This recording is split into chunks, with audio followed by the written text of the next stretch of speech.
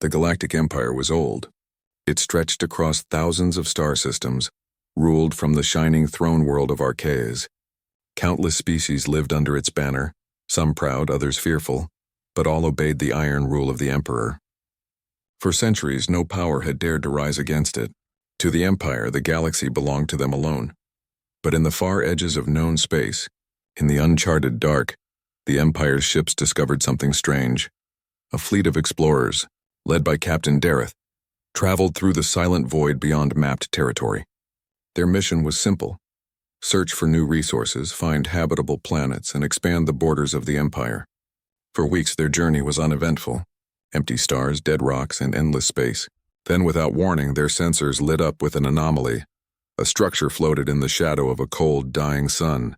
It was vast, far larger than any station the Empire had ever built. The shape was alien but elegant, a circle of silver metal with patterns that seemed to shimmer like living veins. "What is that?" whispered the crew as their screens displayed the impossible object. Captain Dareth narrowed his eyes. "It looks abandoned. But the design, I've never seen anything like it." The Empire prided itself on its knowledge of alien technology, having absorbed countless civilizations. Yet this was different. It was not crude nor desperate.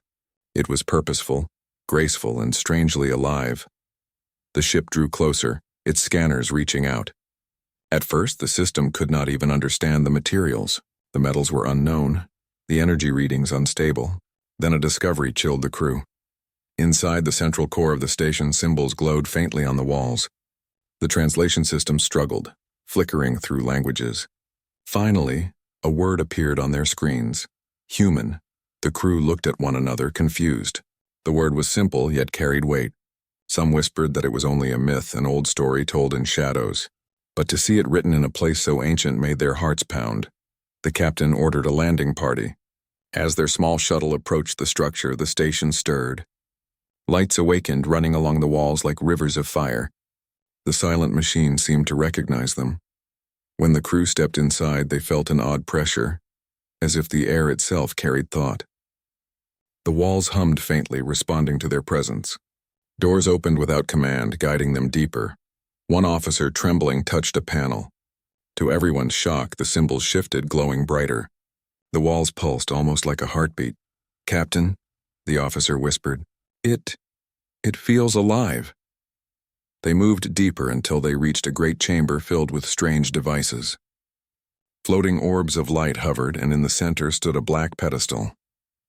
Upon it lay a crystalline tablet. The translator activated. Words appeared: "We are humanity. The Watchers. The Travelers. The Forgotten." The crew froze. The message continued, shifting and rewriting itself as if it wanted them to understand perfectly. "We left this galaxy long ago, but we remain in memory. Do not awaken what you do not understand." The chamber fell silent. The crew exchanged nervous looks. Some wanted to leave immediately.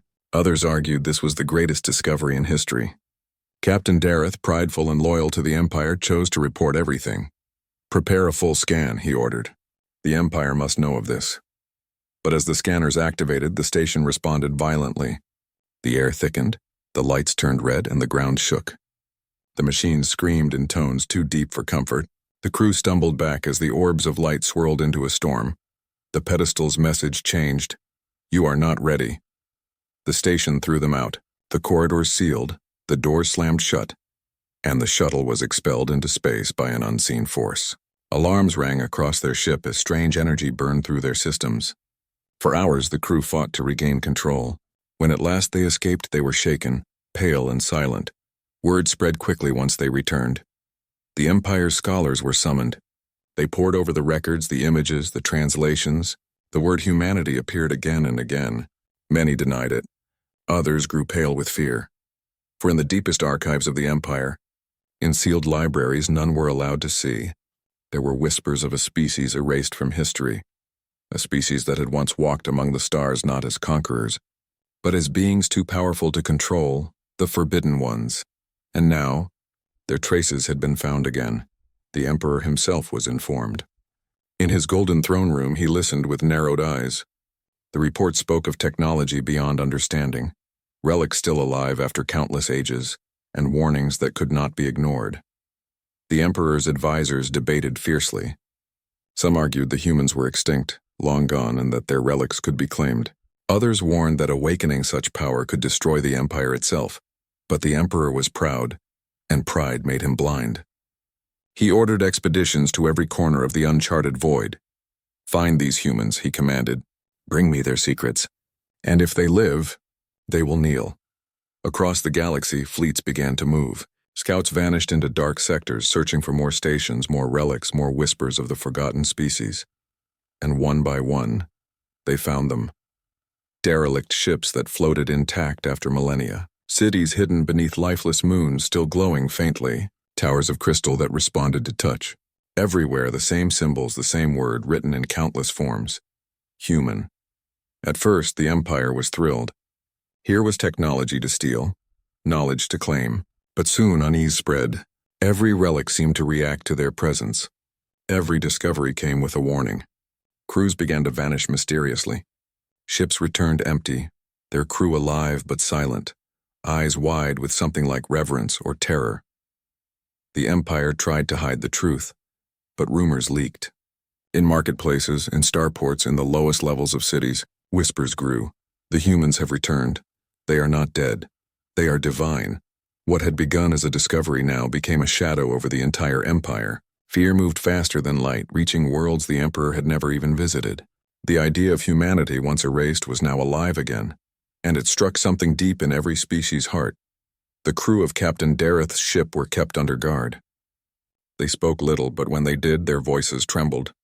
One officer whispered to another prisoner, "We stood in their shadow, and I felt small, smaller than I have ever felt." The Empire tried to silence them, but it was too late. The word was free. And in the quiet between stars, beyond the reach of the Empire's fleets, something stirred. Something ancient. Something watching humanity. They had been gone for ages, but their name alone was enough to shake an empire. The discovery of human relics shook the Galactic Empire, but the Emperor believed he could control the situation. He thought the humans were long dead, leaving behind only ruins and forgotten warnings. To him, their relics were treasure, technology to claim, power to use, secrets to break open. So he sent more fleets, larger and stronger. Entire armadas traveled into the dark sectors, their banners shining with the symbol of the Empire. They came with pride and greed, expecting to bring back wonders that would make the Empire even greater. But what they found was not treasure. It began with Admiral Kareth's fleet. He commanded 50 starships, each armed with weapons that could shatter moons. They entered an empty system marked on ancient charts as abandoned. Yet their sensors picked up signals from the third planet. The planet was silent, gray, and cold. No life, no oceans, only broken land and frozen winds. But on its surface stood towers of silver, perfectly shaped, untouched by time. The Admiral sent his soldiers to investigate. When they landed, the towers awakened. Lights ran across their surface, glowing in strange patterns. The air itself grew heavy as if filled with invisible pressure. The soldiers tried to force their way inside, but the doors opened on their own, revealing halls of glass and silver.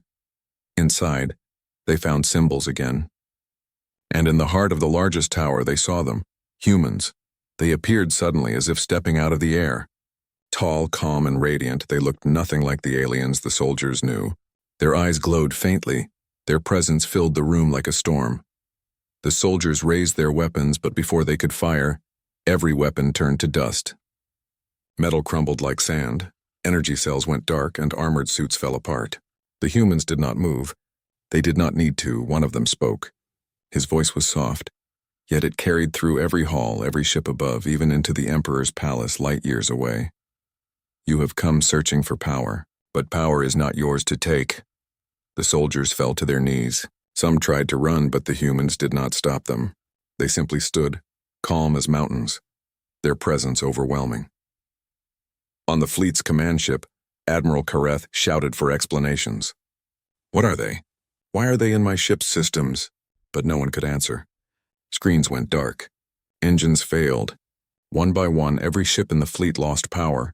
The humans raised their hands, and the entire fleet drifted helplessly. Yet no one was harmed.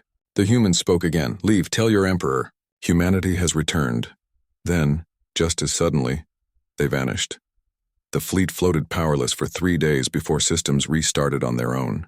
When they finally limped back to Imperial space, the crews were changed. Their eyes were distant, their voices quiet. They no longer spoke with loyalty to the Empire. Instead, they whispered in awe. We saw them. They were like gods. The Emperor raged at the reports. He accused the Admiral of cowardice, of weakness, of lies. But more fleets returned with the same story. Each one had met the humans. Each one had been disarmed without a fight. And each crew returned with fear in their hearts. Soon word spread beyond the fleets. Across the galaxy, ordinary citizens began to whisper. The humans are back. They walk among us. They cannot be fought.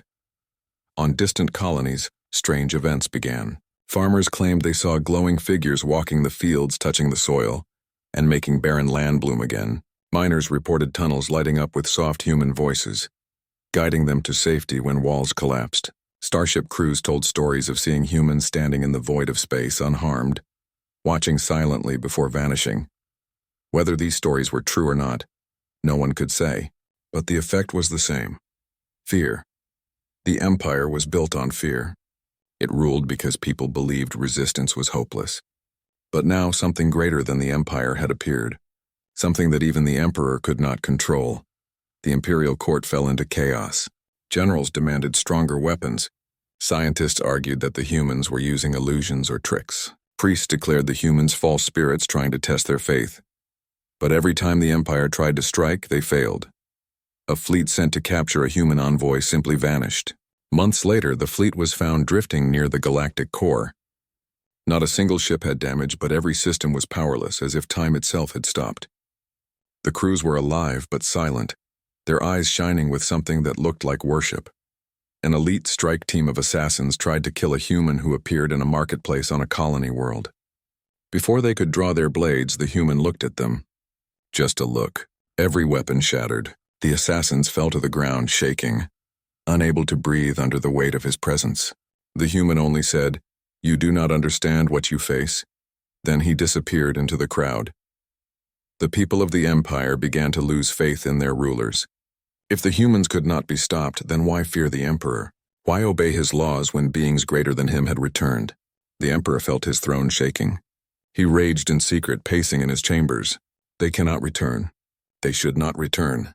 He struck down advisors who dared to suggest surrender. He ordered the burning of records, the silencing of scholars, the execution of anyone who spoke openly of humans.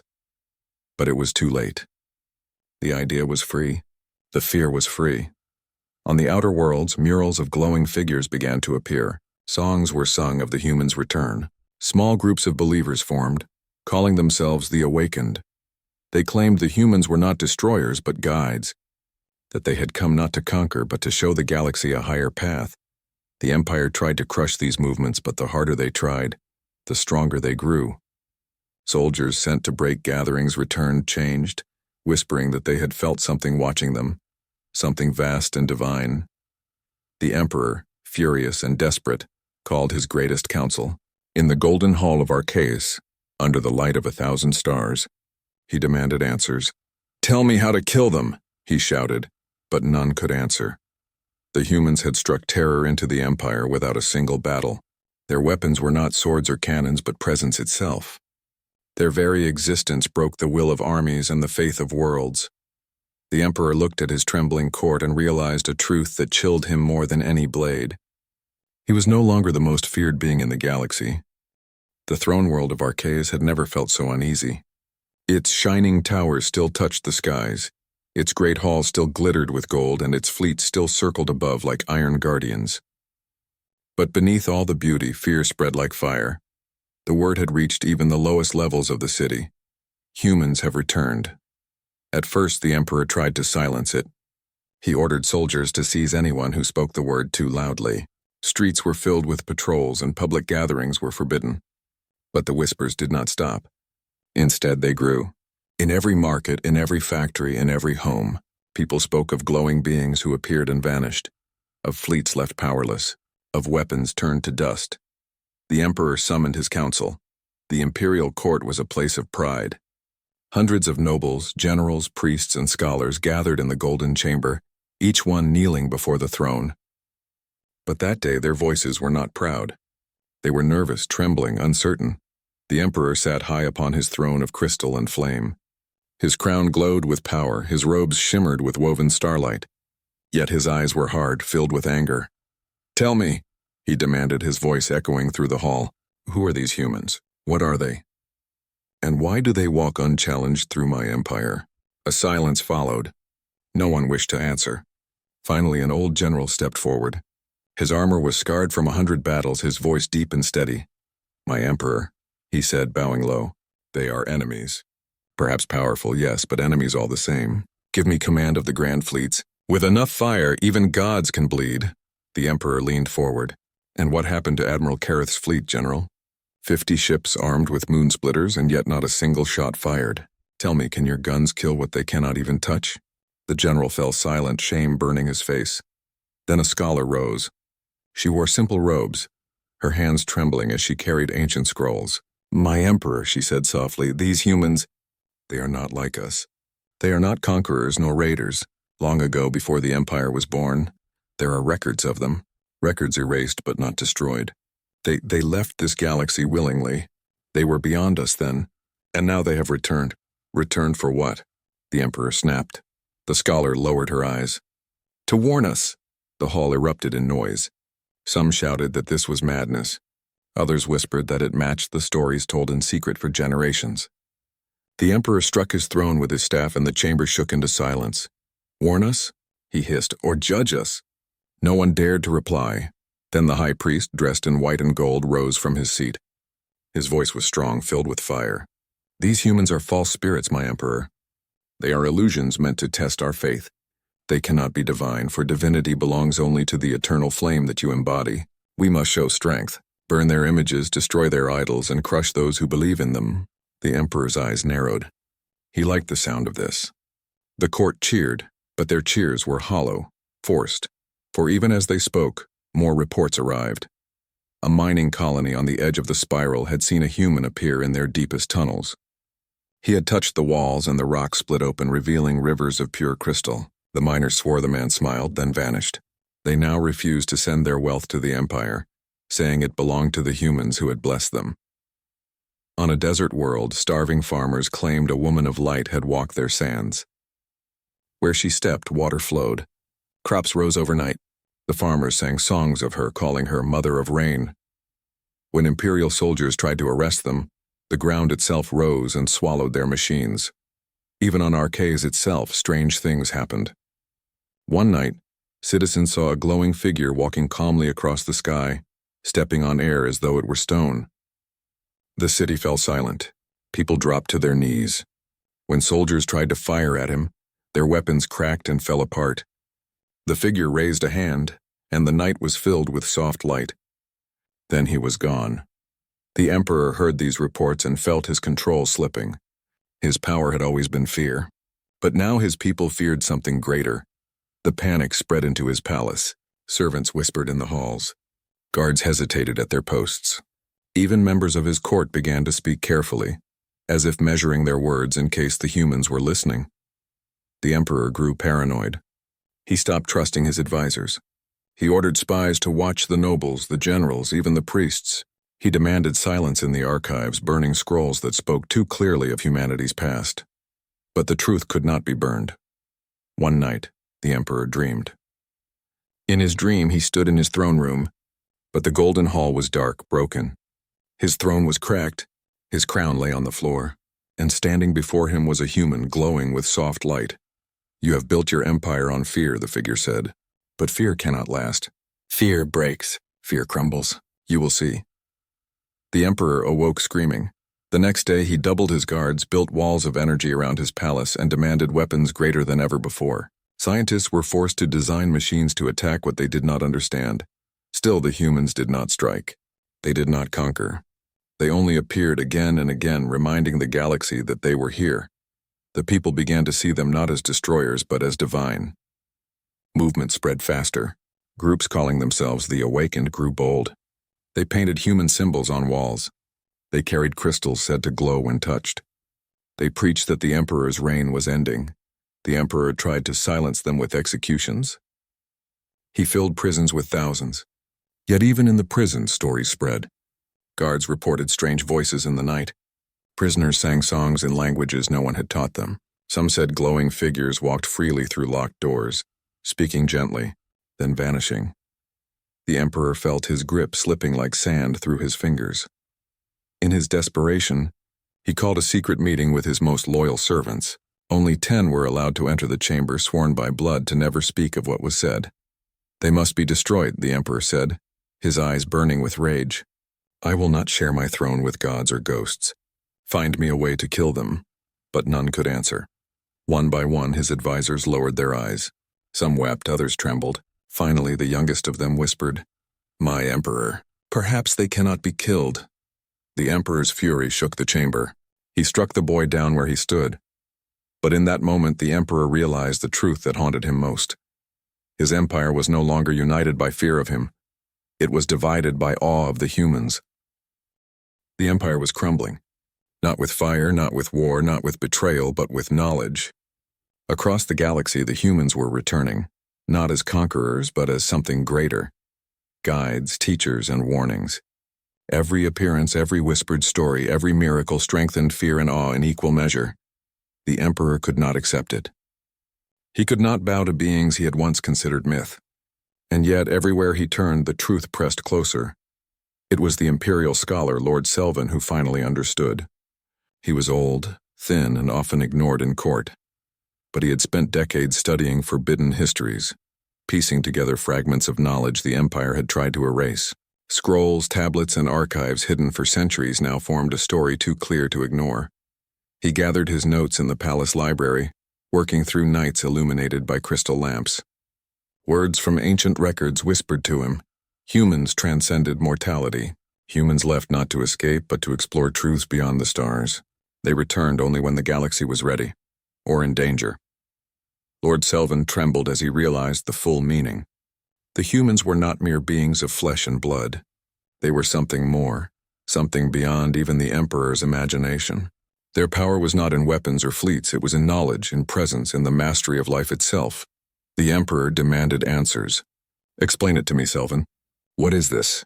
Are they gods? Are they machines? Are they spies from the void? Selvin bowed deeply. My Emperor. They are neither. They are humanity itself, evolved beyond our understanding. Long ago, when your ancestors were yet tribes on Arceus, humans walked the stars. They learned the secrets of the universe, of matter, of energy, of time itself. They chose to leave not as conquerors but as explorers. Now they return because the galaxy faces a danger beyond even our fleets. The Emperor's eyes widened. Danger? What danger? Selvin shook his head. I do not know all of it, but the signs are in the stars. Cosmic storms, unstable worlds, ripples of energy that could destroy entire systems. They have returned to warn us, not to fight us. But the galaxy is unprepared. The Emperor's hands shook. For the first time in his life, he feared something he could not control. Then why terrorize us? Why leave my fleets powerless? Because, Selvin said softly, they do not need to fight.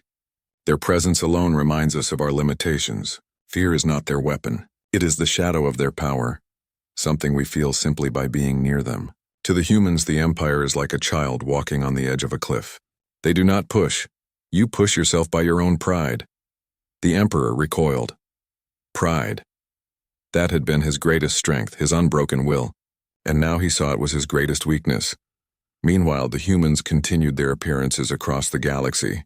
On a frozen moon, they guided miners trapped under ice and stone, letting them escape safely, teaching them ways to live in harmony with the harsh world.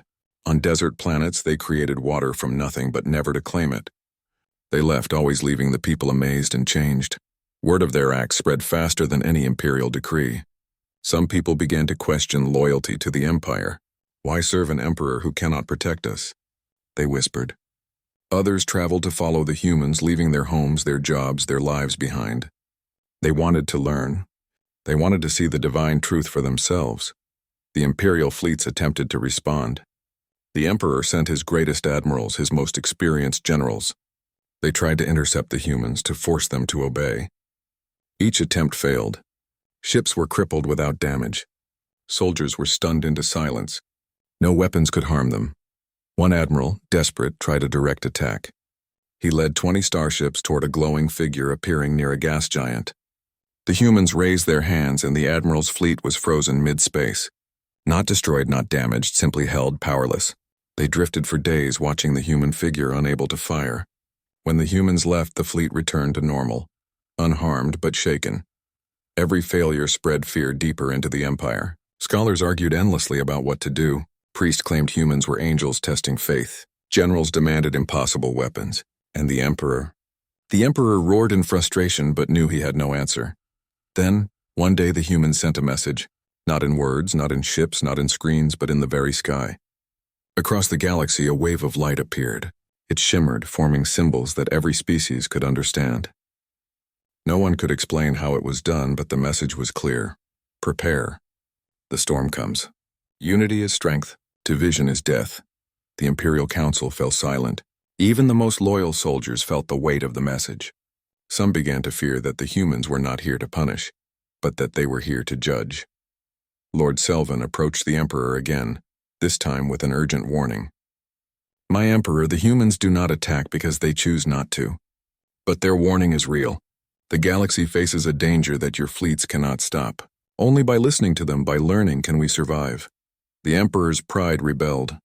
He shook his head. We will not bow to them. We are the Empire. We are the strongest. We will find a way to fight. Selvin lowered his eyes. Perhaps. But the humans have already fought. And the Empire lost, without even knowing it. Meanwhile, ordinary people continued to witness miracles. On a city planet, a child fell into a chasm hundreds of meters deep. People screamed, expecting death. Then a human appeared.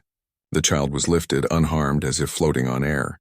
The human smiled, placed the child safely on solid ground, and vanished. The crowd did not cheer. They fell silent. Awe had replaced excitement.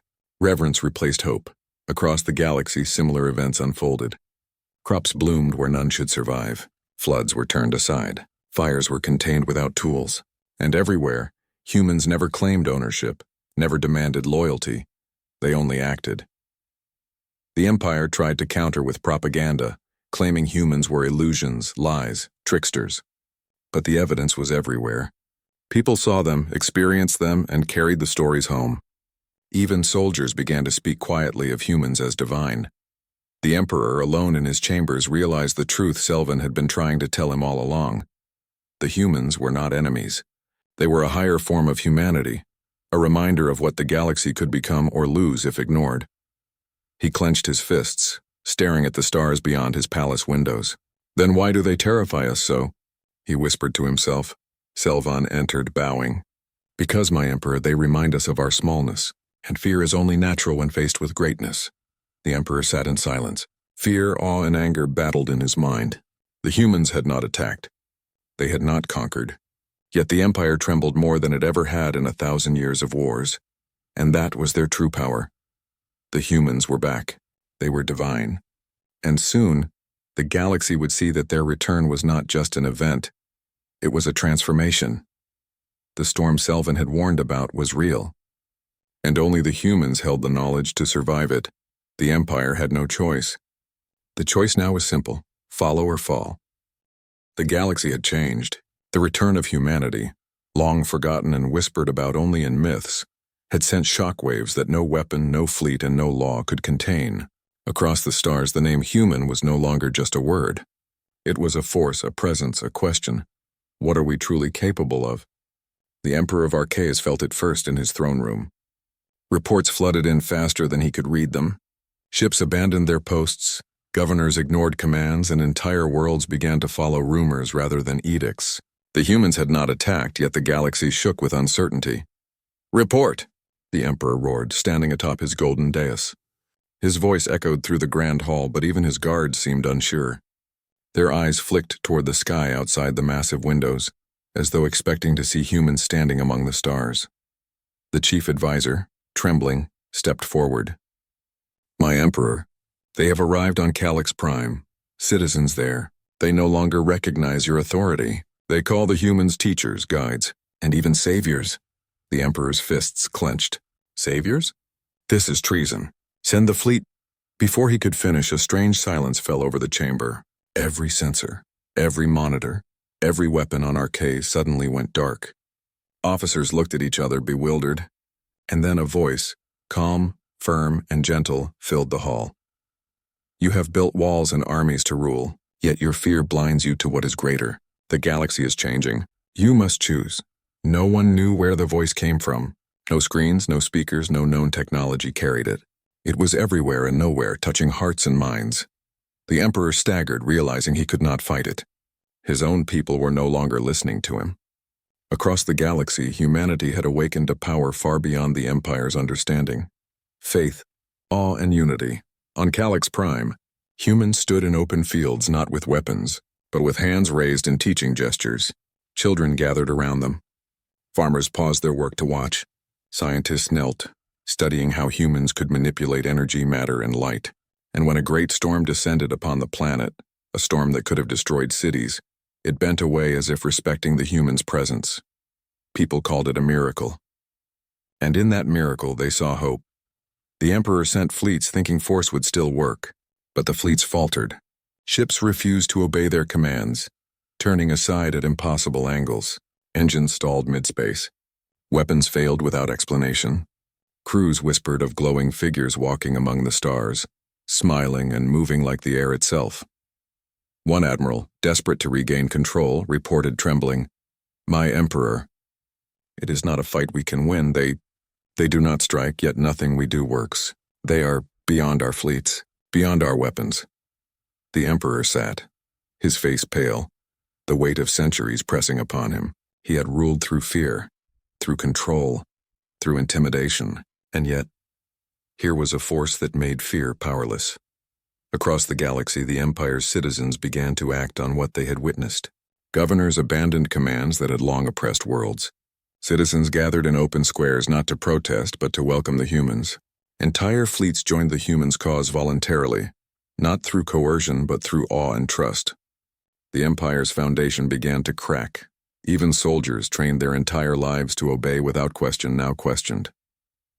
They whispered to one another, "If humans can do this, what else is possible?" Some laid down their weapons. Others traveled to see the humans for themselves, leaving their posts empty. On our case, the Emperor realized his power was slipping.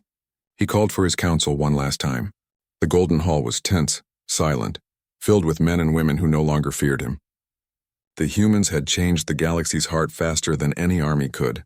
"Tell me, what do we do?" he asked Selvin, his most trusted scholar. Selvin, older and wiser than ever, looked at the Emperor and said simply, "Your Majesty, you cannot fight them. But you can learn. You can follow. Or you can be left behind." The Emperor's face hardened. Pride wrestled with fear. For the first time, he considered humility. Meanwhile, on a distant world, humans gathered representatives from every species. They did not demand obedience. They did not issue threats.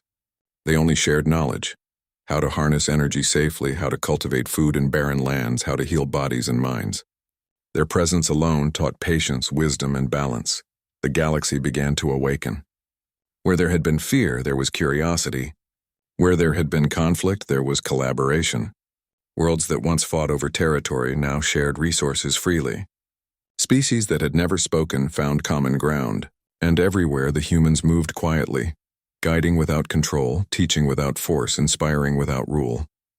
Even the Emperor saw it. He watched as fleets abandoned him, governors ignored his orders, and citizens no longer knelt to his banners. And yet, he also saw something he had not expected. A sense of peace. A sense of purpose spreading across the stars. The humans were not conquerors. They were torchbearers. The Emperor realized he had a choice. He could cling to his crumbling power and fight the inevitable, or he could accept the humans' guidance and lead his people into a new age. Pride would have him resist. Wisdom now whispered a different path. In the great hall of Archaeus he knelt, not out of fear but out of recognition. He could not oppose what was greater than himself. And in that moment he understood the truth that had eluded generations. Humanity's return was not about domination. It was about transformation. Across the galaxy, the storm Selvin had warned about approached. But this time the civilizations were ready. They were united not by fear, not by force, but by knowledge, cooperation, and trust. Humanity stood at the center, guiding, teaching, showing what was possible. The empire, once unchallenged, had been broken. But it was not destroyed. It had been transformed, and in its transformation lay hope. On the surface of Arceus, citizens watched as humans walked through the streets. Children laughed and ran to touch them. Elders bowed in respect, and soldiers lowered their weapons. Humans smiled, their eyes glowing softly, radiating warmth and calm. One human, taller and brighter than the rest, looked up at the stars. Across the galaxy, signals of light pulsed from planets, stations, and ships, an unspoken harmony, a connection of all life. The human raised a hand and the light spread, touching every world, every mind. And in that moment the galaxy understood. They were not alone. They had never been alone.